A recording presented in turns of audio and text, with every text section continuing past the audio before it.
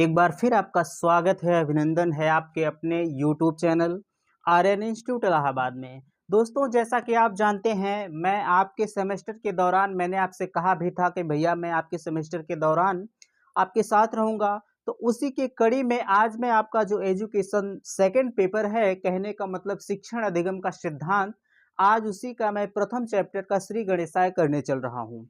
देखिए, आपके सामने कुछ हमने लिख भी रखा है भैया, थोड़ी-सी संसाधन की कमी के कारण हमें समझाना आपको ज़्यादा पड़ता है, यहाँ लिखा हुआ आपको कम मिलता है। ख़ैर, उसके चक्कर में आप मत रहिएगा। देखिए, जब आप किसी चीज़ को समझ लेंगे और उसी बात को अपने शब्दों में आप लिखते हैं, तो लिखने का मज़ा और देखने वालों का जो भी रुतबा होता है, उसकी बात कुछ और होती है। आप किताबी ज्ञान सबको होता है, ऐसा नहीं है कि आपके पास किताब होगी, आप पढ़ लेंगे। लेकिन अगर जो चीज़ आप समझ जाएँगे, समझने में जो मज़ा है, वह मज़ा जो है किताब से पढ़ने में नहीं होता है। ठीक है? जब आप किसी बात को समझ जाएँगे तो वह जीवन पर्यंत चलेगी।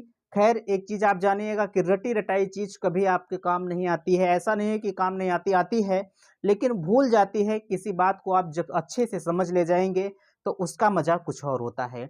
देखिए, सबसे पहले आपके चैप्टर फर्स्ट में शिक्षण अधिगम के सिद्धांत में सबसे पहला चैप्टर है भैया शिक्षण अधिगम का अर्थ एवं उद्देश्य।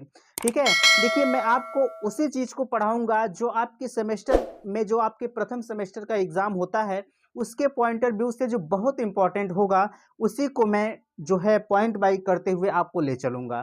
ठीक है? देखिए, सबसे पहला जो आपका प्रथम चैप्टर है, यहाँ आगे लिखा भी होगा कि शिक्षण अधिगम का सिद्धांत, और यहाँ अध्याय नंबर 1, और देखिए आपके चैप्टर का नाम लिखा है शिक्षण अधिगम, शिक्षण का अर्थ तथा उद्देश्य। ठीक है? उसके क्रम में हमारा पहला टॉपिक आता है शिक्षण अधिगम के सिद्धांत का, चैप्टर 1 का हमारा पहला टॉपिक जो है आपके सामने लिखा है कि शिक्षण का अर्थ क्या होता है।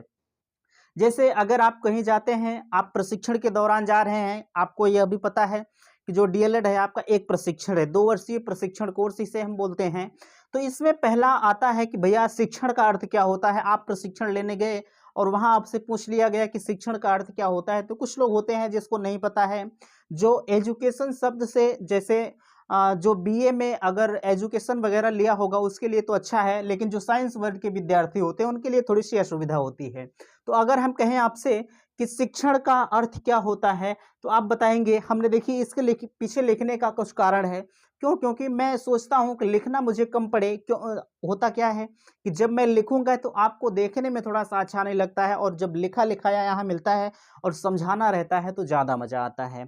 ठीक है? सबसे पहला लिखा गया है कि देखिए शिक्षण शब्द अंग्रेजी के टीचिंग, टीचिंग आप जानते होंगे, टीचिंग शब्द का हिंदी रूपांतरण है। ठीक है? टीचिंग शब्द आपको पता होगा, टीचिंग शब्द का हिंदी रूपांतरण क्या है? शिक्षण है। और शिक्षण का अभिप्राय है सीखना। भैया आप शिक्षण क्यों करते हैं? आप पढ़ाई इसलिए करते हैं कि हम किसी बात को सीख लें अच्छे से। कहने का मतलब ये है कि प्रायः शिक्षण का अर्थ होता है वह ज्ञान प्रदान करने से लगाया जा सकता है। देखिए, शिक्षण एक सामाजिक प्रक्रिया होती है। ठीक है? अगर हम बात करें शिक्षण के बारे में तो और भी आप जानने का प्रयास करिए कि शिक्षण एक सामाजिक प्रक्रिया है। इस पर प्रत्येक देश, प्रदेश या शासन, इसकी जो शासन प्रणाली होती है, यह सामाजिक स्तर, परिस्थिति इत्यादि मूल्यों पर इसका प्रभाव पड़ता है। ठीक है? और मैंने ये भी बताया कि शिक्षण का अर्थ जो है टीचिंग शब्द का हिंदी रूपांतरण है। अगर हम बात करें शिक्षण के कुछ अर्थ भी होते हैं जो कि यहाँ हमने डिनोट किया हुआ है।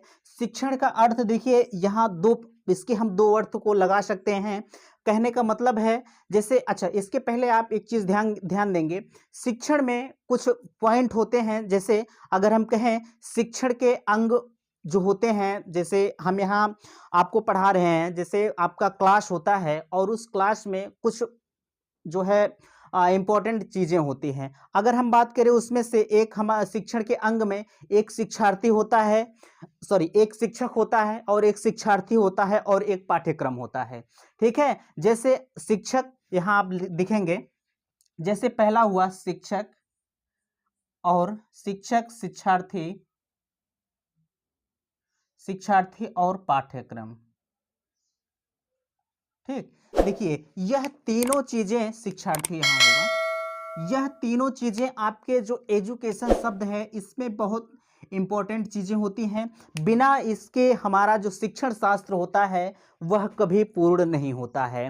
कहने का मतलब ये है कि शिक्षक जो होता है, अगर शिक्षक के साथ शिक्षार्थी नहीं है तो वह किसे पढ़ाएगा? किसी को नहीं पढ़ाएगा। अगर शिक्षक के साथ भैया पाठ्यक्रम है और अगर शिक्षार्थी नहीं है तो कोई काम का नहीं है।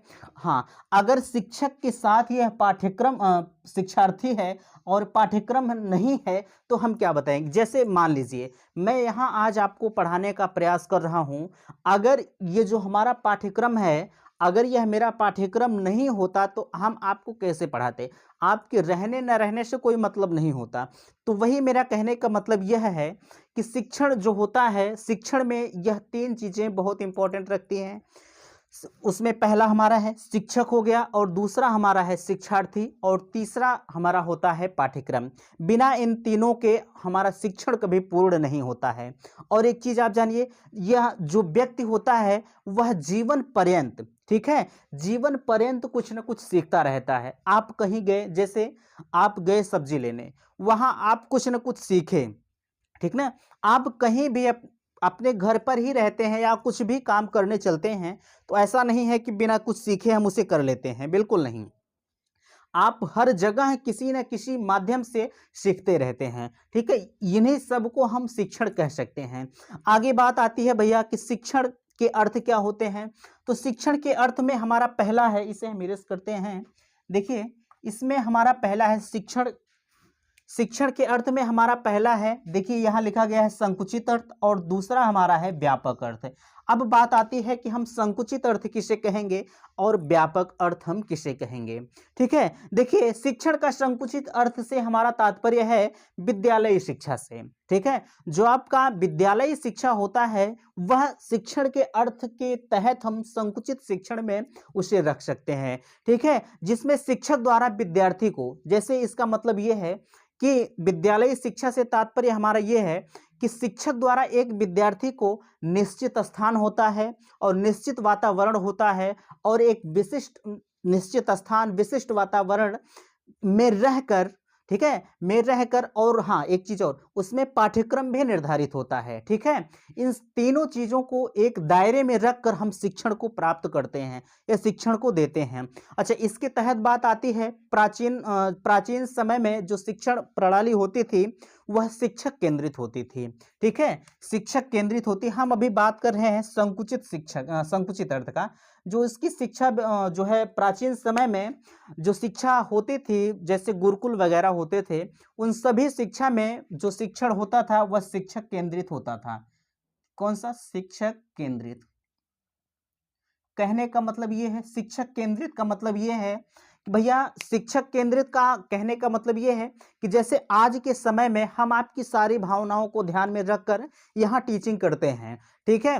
लेकिन और पहले के समय में जब गुरुकुल होया करते थे तो उस समय क्या होता था कि शिक्षक मनमानी तरीके से अपने मन का जो चाहता था वही आपको कराता था। जैसे अगर वह यहाँ आम एक छपा है और आपसे कह दिया, मैं गुरुकुल जो है प्राचीन शिक्षा की बात कर रहा हूं, अगर वह कह दिया कि नहीं यह इमली है, ठीक है, तो आपको मानना पड़ता था, ठीक है। गुरु, यही हमारा प्राचीन समय में शिक्षा कहता है कि अगर गुरु जो कह देता था आपको वही चीज मानना पड़ता था, भले ही गुरु हमारा गलत कह रहा है। लेकिन आज की शिक्षा जो हमारी है, आज की शिक्षा हमारी बाल केंद्रित शिक्षा है, ये आपको पता है। अच्छा, जो पहले शिक्षा होती थी, जैसे अगर हम प्राचीन शिक्षा की बात करें तो प्राचीन शिक्षा होती थी, शिक्षक बालक के अंदर वास्तविक विकास नहीं होता था।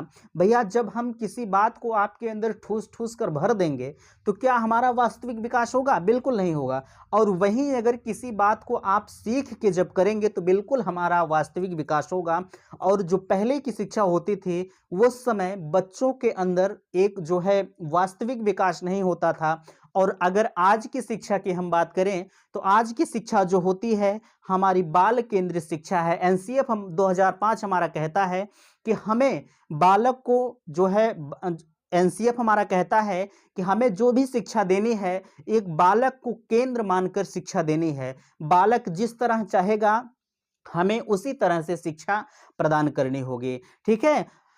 इतनी बात आप उम्मीद करते हैं कि सारी बातें आप समझ गए होंगे। अब बात आता है, हमने अभी कहा कि बालक को केंद्र मानकर शिक्षा प्रदान करनी होगी, यह हमारा एनसीएफ 2005 कहता है। अच्छा, एनसीएफ और कहता है, यहाँ हालांकि एनसीएफ की बात तो नहीं आती है, लेकिन खैर अगर बात आ जाती है तो समझाने की इच्छा करती है। ठीक है। अच्छा, एक चीज और इसमें आता है, देखिए सबसे बड़ा शब्द होता है सर्वांगीण। ठीक, सर्वांगीण होता है। इसका मतलब ये होता है कि जो आज की शिक्षा हमारी है, सर्वांगीण विकास का मतलब यह होता है कि जो पहले शिक्षा होती थी उसमें यह नहीं होता था कि एक बालक का सर्वांगीण विकास हो, नहीं। लेकिन जो आज की शिक्षा, अगर हम बाल केंद्रित शिक्षा की बात करें तो हम बालक के सभी चीजों को ध्यान में रखते हुए टीचिंग कराते हैं, जिससे बालक का सर्वांगीण विकास होता था। ठीक है। और हाँ, एक चीज आप जानिएगा कि इस समय जो शिक्षक हैं, वह शिक्षक जो होते हैं वह मार्गदर्शक के रूप में होते हैं। ठीक है। शिक्षक जो होता है मार्गदर्शक के रूप में होता है, न कि वह शिक्षक होता है। यह हमारा एनसीएफ 2005 कहता है। ठीक है। इतनी बात आप समझ गए। शिक्षक के संकुचित अर्थ के बारे में आप बहुत अच्छी तरह से समझ गए। लेकिन अब अगर हम यही बात करें भैया, शिक्षक का व्यापक अर्थ क्या होता है, तो इसके व्यापक अर्थ में आप समझिएगा, शिक्षण के व्यापक अर्थ में वह सब सम्मिलित किया जाता है जो मनुष्य के अपने संपूर्ण जीवन में सीखता है। ठीक है। जैसे अभी तक जो आपने सीखा है, ठीक है, मैंने कहा आपसे कि मनुष्य के संपूर्ण जीवन में जो सीखता है, व्यापक अर्थ हमारा वही होता है। भैया व्यापक मीन्स बड़ा होता है, संकुचित मीन्स एक निश्चित होगा, संकुचित होगा। ठीक है। तो कहने का मतलब ये है कि व्यापक अर्थ हमारा वो होगा जिसमें जो है, जो मनुष्य होता है, जो वह अपनी पूरी लाइफ में जो कुछ सीखता है, व्यापक अर्थ वहीं से हमारा आता है। ठीक है। मनुष्य अपने प्रवृत्ति के अनुसार सब कुछ सीखता रहता है। ठीक, जो हमारी प्रवृत्ति में है वह सब कुछ सीखता रहता है। मनुष्य सबसे पहले, जैसे एक मानव होता है, वह सबसे पहले अपने समाज की सबसे छोटी इकाई, यह आपकी यूपी टेट का क्वेश्चन है, आप इसे ध्यान देंगे। आपसे पूछा जा सकता है कि मनुष्य के पहले समाज की सबसे छोटी इकाई उसकी परिवार होती है। वह अपने परिवार से सीखता है। कोई भी चीज होगा, सबसे पहले एक मनुष्य या बालक की अगर हम बात करें तो वह अपने परिवार से सीखता है। ठीक है। और विद्यालय में जाकर, जैसे जब बालक एक विद्यालय जाता है तो विद्यालय जाकर वह विद्यार्थी एवं विद्यालय जब वह पहुंचता है तो शिक्षक विद्यार्थी एवं के वातावरण से सीखता है। जब बालक विद्यालय गया तो उस विद्यालय के वातावरण से वह अधिगम करेगा। ठीक है। विद्यालय का वातावरण जैसा होगा वह उसी प्रकार से वह अपने जो है अधिगम को ग्रहण करता है। अच्छा, इसके अतिरिक्त जो है, मैंने कहा कि पूरे जीवन वह सीखता रहता है, तो इसके अतिरिक्त जैसे विद्यालय से तो वह सीखता है। ठीक है। विद्यालय से सीखा, गुरुकुल से सीखा, कहीं भी वह गया वह सीख लेता है। इसके अतिरिक्त जो होता है, जैसे आपके यहाँ रेडियो होगा, टेलीविजन होगा, सिनेमा घर होगा, प्रदर्शनी होगा, नाटक इत्यादि चीजों से वह सीखता रहता है। कहने का मतलब यह है, आप सोच रहे होंगे रेडियो से कैसे सीखता है। रेडियो जब बजा भाई, उसके अंदर कुछ ग्रहणशीलता होती है, रेडियो से वह ग्रहण कर लिया। ठीक है। टेलीविजन हुआ और सिनेमा घर हुआ। सिनेमा घर, आप बच्चे को जब सिनेमा दिखाने ले जाते हैं तो जब वहां मारधार होती है तो बालक वहां से भी सीख लेता है कि वो देखिए वैसे मार रहा है, ये कर रहा है, वो कर रहा है। ठीक है। प्रदर्शनी, जब आप बच्चे को प्रदर्शनी दिखाने ले जाते हैं तो वहां से भी वह ग्रहण कर लेता है। नाटक होता है, नाटक को जब वह देखता है, आपके यहाँ रामलीला वगैरह होता होगा, वह जब उस मंचन को देखता है तो उस मंचन से भी एक बालक होता है, उसके उसके अंदर भी वही चीज जागृत होती है कि काश अगर हम वहां होते, तो वहां भी वह सीख लेता है। बहुत सारी चीजें हैं, हर चीजों के बारे में बताना थोड़ा सा मुश्किल होता है, इसलिए मैं आपको शार्ट में ले चल रहा हूं, बस आप भावनाओं को समझ जाएं। ठीक है। अतः अगर कहा जाए तो एक बालक जो होता है या एक मनुष्य होता है, वह औपचारिक शिक्षा मीन्स फॉर्मल एजुकेशन और अनौपचारिक शिक्षा इनफॉर्मल एजुकेशन एंड निरौपचारिक शिक्षा नॉन फॉर्मल एजुकेशन, इन सभी प्रक्रिया के तहत वह सीखता है। ठीक है। उम्मीद करते हैं कि सारी बातें आप समझ गए। भैया अब आपके मन में आ रहा होगा कि यह औपचारिक शिक्षा क्या होता है। अनौपचारिक शिक्षा क्या होती है और निरौपचारिक शिक्षा क्या होती है। मीन्स कहने का मतलब ये है formal education, informal education and non formal education क्या होता है। ठीक है, देखिए मैं लिखने का प्रयास यहाँ कम कर रहा हूँ, आप समझते हुए चलेंगे तो आपको ज़्यादा मजा आएगा। कहने का मतलब ये है कि हम पहले अगर अनौपचारिक शिक्षा की बात करें, देखिए यहाँ लिखा है दूसरे की हम बात करें आपसे कि अनौपचारिक शिक्षा हमारी क्या होती है। जैसे मैंने अभी आपसे कहा कि स्कूल के बाहर जो आपका वातावरण शिक्षा होती है, जैसे जब बच्चा स्कूल जाता है तो स्कूल के अंदर की शिक्षा होती है, लेकिन जब स्कूल के बाहर की शिक्षा को हम अनौपचारिक शिक्षा कहेंगे। ठीक है, इनफॉर्मल एजुकेशन कहेंगे। स्कूल के बाहर अगर बालक एक शिक्षा लेता है तो वह जो है अनौपचारिक शिक्षा के तहत आता है। जैसे अगर हम बात करें आपसे, एक बालक होता है जब वह स्कूल नहीं जाता है तो अपने पास पड़ोस से सीखता है। सबसे पहले तो परिवार से सीखता है। परिवार में जैसा वातावरण होगा, एक बालक होता है, बालक उसी परिवार के तहत ढल जाता है जैसे उसके परिवार का वातावरण होता है। अगर वहीं बात किया जाए पास पड़ोस का, तो भैया पास पड़ोस का भी बहुत इफेक्ट पड़ता है एक बालक के ऊपर। जैसा उसका पास पड़ोस होगा उसी के अनुसार बालक भी बिहेव करने लगेगा। साथ ही समूह, एक छोटा सा बालक होगा, जिस प्रकार से उसके साथियों का समूह होगा, अगर उसके साथियों का समूह अच्छा होगा तो वह बालक अच्छा बिहेव करेगा।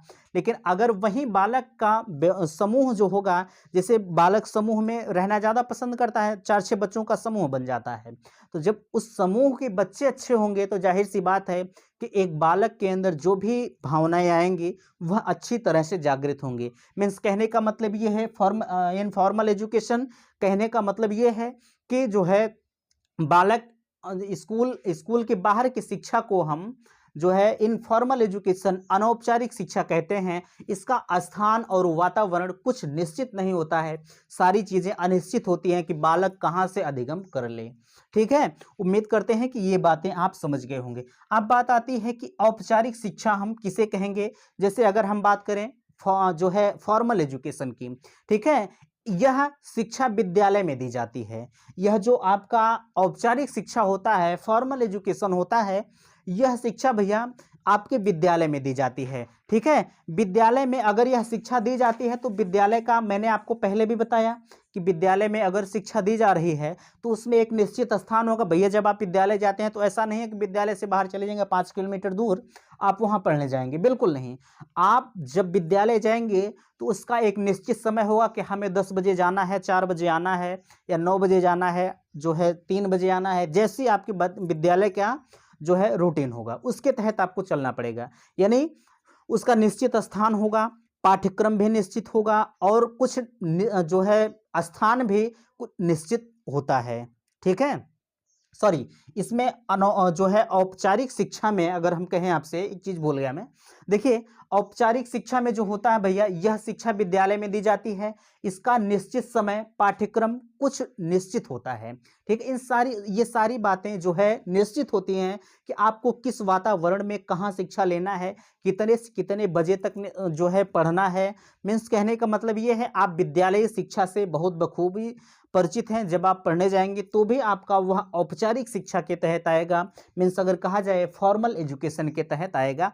इसमें होता है कि आपका पाठ्यक्रम निश्चित होगा, समय निश्चित होगा, आपका वातावरण निश्चित होगा, इसी के तहत यह फॉर्मल एजुकेशन हमारा आता है। और अगर यही हम लास्ट में बात करें कि निरौपचारिक शिक्षा क्या होती है, तो निरौपचारिक शिक्षा होती है, यह पूरी तरह से स्वतंत्र नहीं होती है। ठीक है, पूरी तरह से स्वतंत्र नहीं होती है और ना ही यह नियंत्रित होती है।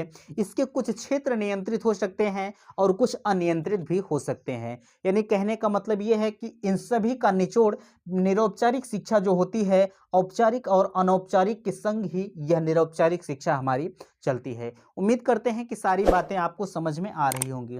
अच्छा, शिक्षण में कुछ परिभाषाएं दी गई हैं। देखिए अगर देखा जाए, हम किताब के हिसाब से देखें भैया, तो बहुत सारी परिभाषाएं हैं, लेकिन जो आपके लिए बहुत बहुत इंपॉर्टेंट है उसी परिभाषाओं को मैंने यहाँ लिख रखा है। बहुत सारी, अगर आपको बहुत ज़्यादा परिभाषा के बारे में देखना है तो आप अपनी बुक को देखिएगा, वहाँ से भी आपको समझ में आएगा। ऐसा नहीं है कि सब कुछ यहाँ बताया जा सकता है। मेरी सोच ये होती है कि जो भी आपको दिया जाए एकदम ऑथेंटिक दिया जाए और अच्छे से दिया जाए, कि ताकि आप समझ जाएं। ऐसा ना हो कि मैं यहाँ अभी व्हाइट बोर्ड पूरा भर दूं और यहीं से समझाने का प्रयास करूं, यार मज़ा नहीं आता है। जो चीज़ पढ़ो ठोस पढ़ो, ठीक है। देखिए, सबसे पहला परिभाषा शिक्षण के कुछ परिभाषा मैंने लिखा है और सबसे पहली परिभाषा हमारी है रायबर्न महोदय की। रायबर्न महोदय कहते हैं कि शिक्षण के 3 बिंदु हैं। मैंने अभी आपको यहाँ बताया था शिक्षण के 3 बिंदु हैं, शिक्षक, विद्यार्थी और पाठ्यवस्तु। दोस्त, बिना इन तीनों के हमारा शिक्षण कभी पूर्ण हो ही नहीं सकता है। ठीक है, इन तीनों के मध्य संबंध स्थापित करना ही शिक्षण है। देखिए, यहाँ से भी स्पष्ट हुआ आपका, यानी कहने का मतलब ये है कि अगर एक शिक्षक होगा, विद्यार्थी और इसमें 2 चीजें अगर हैं, तीसरी चीज नहीं है, तो शिक्षण कभी पूरा ही नहीं हो सकता। देखिए, समझिए, शिक्षक होता है, यहाँ से देखिए पाठ्यवस्तु, पाठ्यवस्तु अगर न हो तो विद्यार्थी और शिक्षक कुछ नहीं कर सकता है। और अगर विद्यार्थी ना हो तो शिक्षक और पाठ्यवस्तु हो के हम करेंगे क्या? हम आचार्य थोड़ी ना डालेंगे। बिना पढ़ाए तो यह शिक्षण पूर्ण नहीं हो सकता। इसीलिए मैं कह रहा हूं कि अगर शिक्षक भी होगा और विद्यार्थी होगा और यह पाठ्यवस्तु ना हो तो कोई मतलब नहीं हमारे शिक्षण का। और यही अगर शिक्षक हो, पाठ्यवस्तु भी हो और विद्यार्थी ना हो तब भी कोई मतलब नहीं है। ठीक, और अगर यहाँ विद्यार्थी हो, पाठ्यवस्तु हो और अगर शिक्षक ना हो तब तो एकदम बेकार है। ठीक, उम्मीद है कि ये बातें आप समझ गए होंगे। इन बातों में सिर्फ यही देखिए, आपको भैया यही इतना चीज ध्यान रखना है, शिक्षक, विद्यार्थी और पाठ्यवस्तु बहुत इंपॉर्टेंट है आपके लिए, ये जान लीजिएगा। आगे क्या है कि देखिए, एन.एल. गेज के अनुसार महोदय कहते हैं कि शिक्षण पारस्परिक प्रभावों का वह रूप है जिसका उद्देश्य दूसरे व्यक्ति के व्यवहार में परिवर्तन लाना होता है। ठीक है, यानी इनका कहने का मतलब यह है कि भैया हम आप शिक्षण क्यों करते हैं? एक पशु भी होता है, उसको भी ज्ञान होता है, लेकिन हम उसे पशु क्यों कहते हैं? क्योंकि हम पशु को शिक्षा नहीं दे सकते हैं। शिक्षा हम आप इसलिए ग्रहण करते हैं कि हमारे और आपके व्यवहार में परिवर्तन आए। ये तो यही कह रहे हैं, शिक्षण पारस्परिक प्रभावों का वह रूप है जिनका उद्देश्य दूसरे व्यक्ति के व्यवहार में परिवर्तन लाना होता है। भैया अगर जरा सा आप विचार करें कि शिक्षण, देखिए, उद्देश्य होता है दूसरे व्यक्ति के व्यवहार में परिवर्तन लाना। शिक्षण से एक जो है, एक छोटा सा जो है एक मनुष्य होता है, अगर वह पागलपंथी कर रहा है, लेकिन अगर उसे हम चाहें शिक्षा के अनुसार तो उसके दिमाग को हम डाइवर्ट कर सकते हैं। एक अच्छे इन्वायरमेंट में पाल कर उसे हम एक अच्छा इन्वायरमेंट देकर उसके दिमाग, उसकी मनोभावनाओं को हम बदल सकते हैं। यही इनका कहने का मतलब ये है कि दूसरे व्यक्ति का व्यवहार में परिवर्तन लाया जा सकता है, किसके अनुसार? शिक्षण के अनुसार।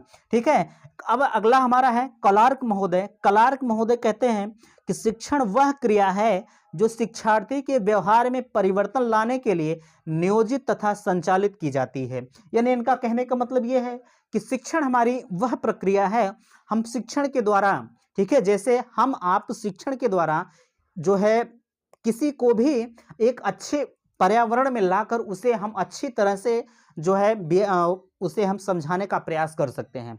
फिर से देखेंगे कि शिक्षण वह क्रिया है जो शिक्षार्थी के व्यवहार में परिवर्तन लाने के लिए नियोजित तथा संचालित की जाती है।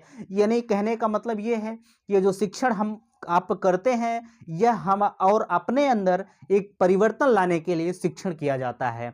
उम्मीद करते हैं कि सारी बातें आपको समझ में आ रही होंगी। भैया आपसे रिक्वेस्ट करेंगे कि आपको कहीं भी समस्या है, कहीं भी दिक्कत है, तो आप हमें कमेंट के माध्यम से यह बताने का जरूर प्रयास करें, ताकि मैं अगले आने वाले लेक्चर में आपको और अच्छे से समझाने का प्रयास कर सकूं। और हाँ, लास्ट में मैं आपसे ये भी कहना चाहूँगा कि मैं लिखने का प्रयास थोड़ा कम इसलिए करता हूँ क्योंकि आपका समय बच जाए, और मेरा ध्येय यह होता है कि आपको समझ में आ जाए, अदरवाइज कुछ नहीं होता है। ठीक है, उम्मीद है कि सारी बातें आपको समझ में आ गई होंगी। और लास्ट में जाते जाते वीडियो को भैया लाइक जरूर कर दिया करें। होता क्या है कि जब आप लाइक करते हैं तो मेरी इच्छाएं और जागृत होती हैं कि बच्चे मुझे पसंद कर रहे हैं, इसलिए बच्चों के साथ मुझे और भी अच्छे तरीके से पेश आना चाहिए। तो उम्मीद है कि सारी बातें आप समझ में आ गई होंगी। तो फिर थैंक्स, धन्यवाद।